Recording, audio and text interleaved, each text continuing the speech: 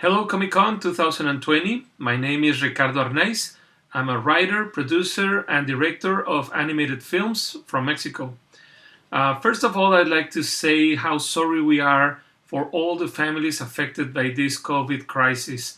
I hope you keep safe and that this Comic-Con event could help us anyway to keep our spirits up. To be honest, I was a little disappointed when I got news that the Comic Con event was being cancelled.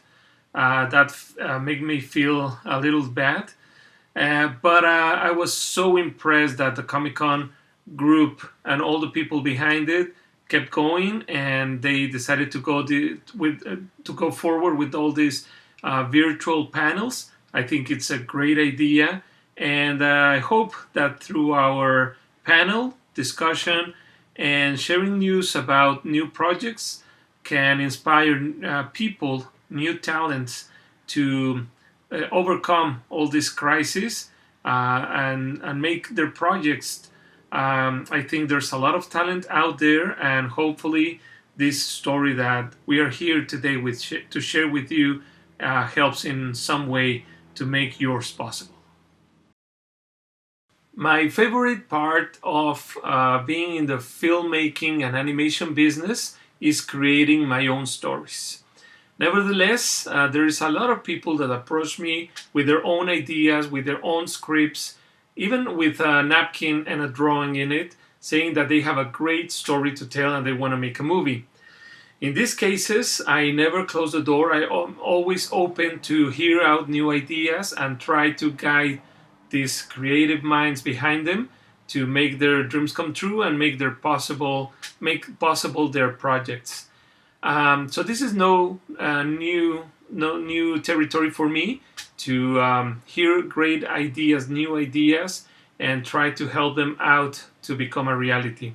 However, this movie that I'm working on right now is called The Amazing Brutus, and it came from a very, very unusual place. I was working on some other animated projects, and one day I received an email from Armando Ibarra, who is the owner of an accounting firm that supervised all the accounting matters of Americano the movie, the last movie project I was part of. And I was a little surprised. I thought it had something to do with numbers or with reports and things like that. But again, I was surprised because the mail was asking me to read a script that was written by Armando, and to be honest, I had to say that I was confused and I didn't know exactly what to expect. I was starting to think how to apologize and say, "Oh, Armando, I think it's a great story, but I don't have time," or something like that, because he was always so kind to me during the process of El Americano, the movie. I didn't want to hurt his feelings, of course. But I was a surprise because after the second page, and I have to say that maybe from the first page, I was right away hooked with the story, with the characters, how well was this script written.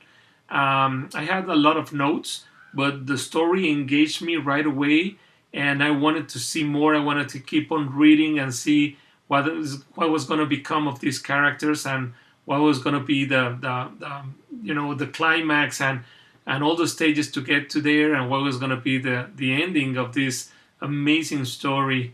And again, I was hooked. I right away, when I finished reading the script, I called him, said, "You know what? You have a great project in your hands. I would love, honestly, to be part of it. Please consider me to be either director, producer. I want to help you as a creative mind to help make this movie. I want to be part of it. And I think we can do something that can make us very, very proud." So that was the start of this project. You never know when a good story is going to come from. And I'd like to introduce you to Armando Ibarra, not only an important accountant from the United States, but also a very creative mind, a great scriptwriter, and a great storyteller. Hello, my name is Armando Ibarra. I am the writer and creator of the animated movie, The Amazing Brutus. In real life, I'm a certified public accountant and president of the firm Ibarra Carrillo and Soto, a CPA firm here in San Diego, home of Comic-Con. Accounting is really all I've ever done, so I don't consider myself very creative. At the age of 18, I went to work for my father's firm part-time, and then I also studied, went to school part-time. So it's basically the only job I've ever had. Eventually, I received my degree and my CPA license, and then made partner at our firm. Today, I'm the majority shareholder and manager of this mid-sized firm serving the San Diego market.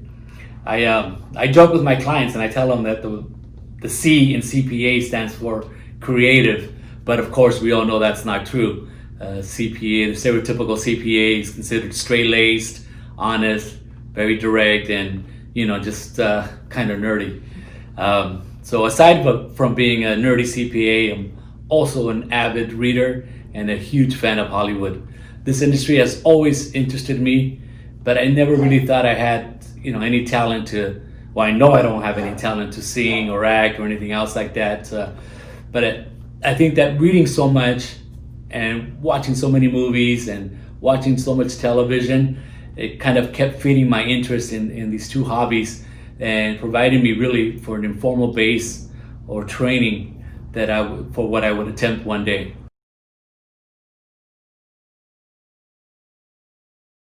So the story of The Amazing Brutus came to me in a dream about a year ago. Actually, in a series of dreams. And I know that sounds strange, but I remember that over a course of about a week, every night I would have the dream about this lion performing in the circus in 1940s California. And this lion Brutus eventually separated from his owner and trainer with whom he grew up. And then finally one night, while I'm sleeping, obviously, this whole story comes together to me in one final dream. And I remember that morning, I thought to myself, it's too bad that I can't write, because this is a great story and it would make a great family film.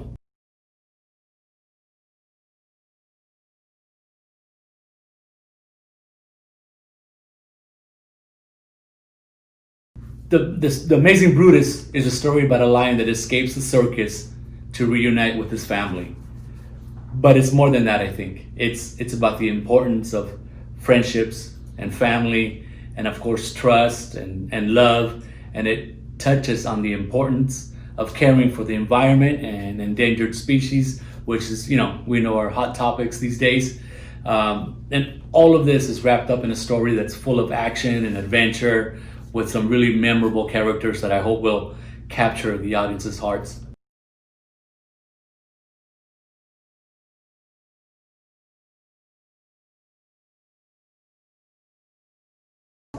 Inspiration. The inspiration to finally sit down and write the story really came from my family. My kids, they inspire me. My daughter Liz, the oldest of my three children, she always wrote. She, even as a young child, she kept a diary. She wrote some poetry. She always writing short stories, and just always had some talent for creative writing. My middle child Eric studied filmmaking in New York, and he is currently working in Hollywood. My youngest, Christian Ibarra, studied acting at the New York Film Academy, and is currently trying to make it into the business, of course. So obviously my kids have some talent, that I thought maybe if they can do what they're doing, then I too can, could write a screenplay. Finally, my wife, Ruby, she's also an inspiration for this story. Ruby spends so much of her free time volunteering at animal shelters and working with animal rescue organizations. And so the whole family had a part in inspiring me to write this screenplay.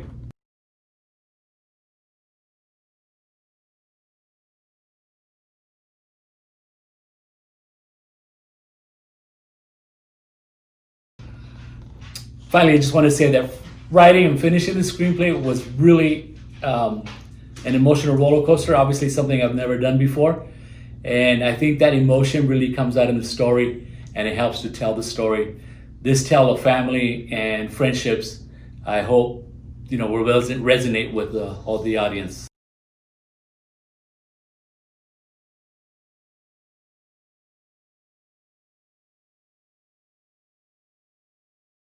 Hi, my name is Christian Ibarra, and I'm the voice guidelines and storyboard and animatic for the Amazing Brutus. And as an actor, being able to find these different personalities throughout the story is fun. It's a challenge that's great as an actor, to be able to find different lengths that I didn't even know I had. It really broadens your horizon to what characters you want to be as yourself. And to be able to go high pitch or go raspy, whichever direction we go with the character, it's just fun. Like I said, it's a challenge, but it's a great challenge for me as an actor.